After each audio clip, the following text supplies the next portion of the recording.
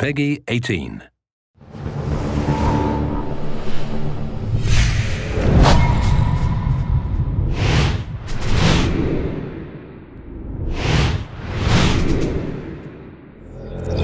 When you look at it, Splinter Cell 1 was a benchmark when it came out, and Splinter Cell 3 was probably the best looking game of the last generation of consoles. So it was extremely important for us that when we released our Splinter Cell Conviction, that it came out as strong.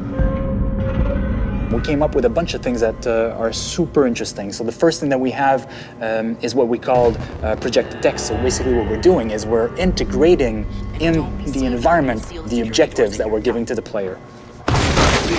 We'll actually be telling you what's happening or the information you wanted to know.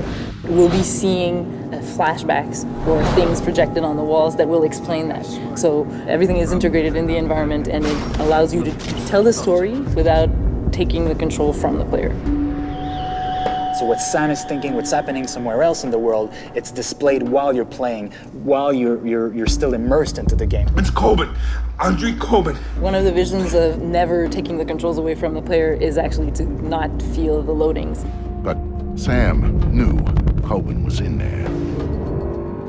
You're going to go from one location to another. We're going to hide the loading as much as possible. From one location, the camera's going to go in. We're going to play a movie while we're loading. You're going to arrive in the other location, and it's all going to be seamless. Never at a time will you be just staying there and waiting for something to happen. And another thing that we're really proud of is what we call our interrogation sequences. Some people in the game you're going to have to interrogate to move the story forward and get some information. And we've created a whole system that allows you to bash people. And also we have a damage system.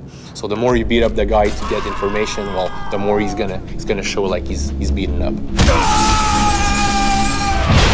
It gets a little violent, but it gets the job done. We wanted to have a unity of time and location because we find that makes it a lot more personal for players. It's more interesting story-wise because the events are unfolding a lot faster. So Washington was a very interesting location for us because obviously it's the heart of the United States. It's also a very interesting location for Sam Fisher. He was working for the US government. The idea that Sam is facing his former agency home was very interesting from a character perspective.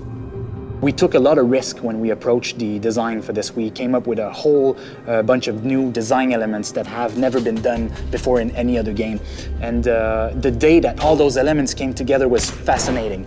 It finally allows players to feel like the most elite spy agent in the world, be in control of him, and be able to do the things that they expect he should be able to do in those situations.